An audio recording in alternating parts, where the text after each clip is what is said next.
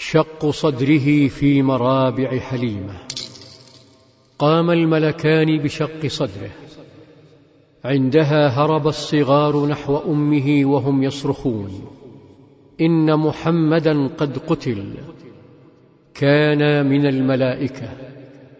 شقا صدره وأخرجا منه شيئا، ثم قال كلمة لم ينسها: هذا حظ الشيطان منك.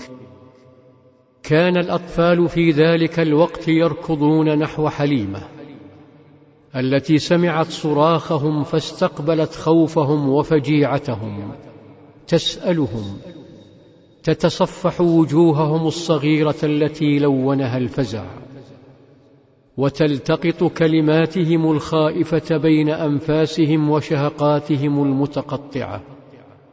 تماسكت حليمة وانطلقت تركض لإنقاذ صغيرها، لتفاجأ به مقبلا يسير بهدوء نحوها، وقد تغير لونه وحيرته الدهشة، لتعانقه بحرارة وتغمض عينيها عليه وتطوقه بذراعيها، ثم تفيق لتتحسس جسده الصغير وتتأكد من سلامته.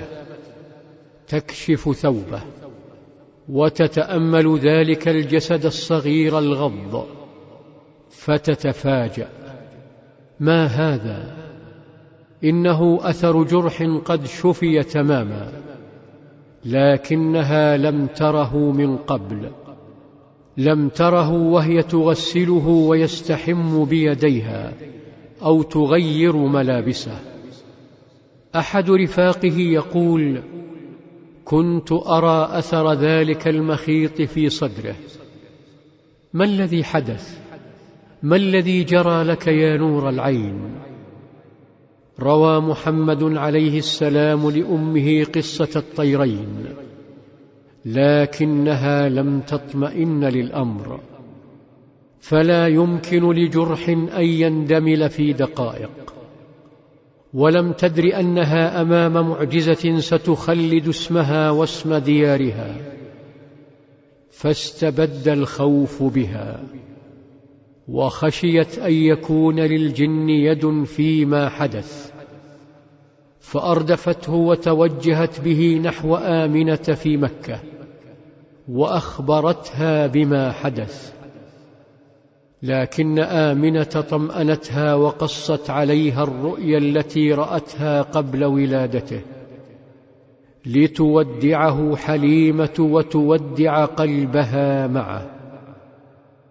أما محمد عليه السلام فبقي في مكة يعطر طرقاتها وساحاتها ببراءته وعذوبته بين رفاقه، وقد يأخذه جده عبد المطلب معه للطواف بالكعبة أو للتبضع بين الدكاكين والأسواق، ثم يعود إلى أمه آمنة ليقص عليها ما فعل.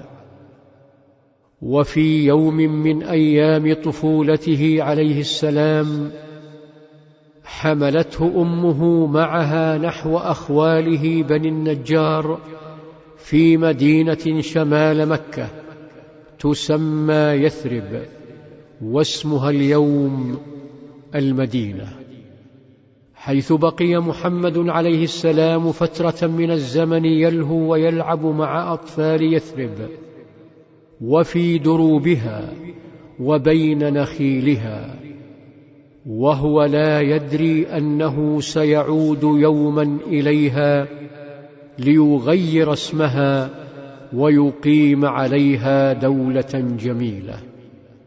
في ذلك الوقت كان اليهود منتشرين في طرقات يثرب وأسواقها، جاءوا لمدينة يثرب ينتظرون نبيا سيهاجر إليها ويؤسس دولة عليها ويهزم أعداءه العرب انطلاقا منها، حيث يقول كتابهم: إنه يهاجر من جبال فاران، أي من جبال مكة، نحو أرض ذات نخل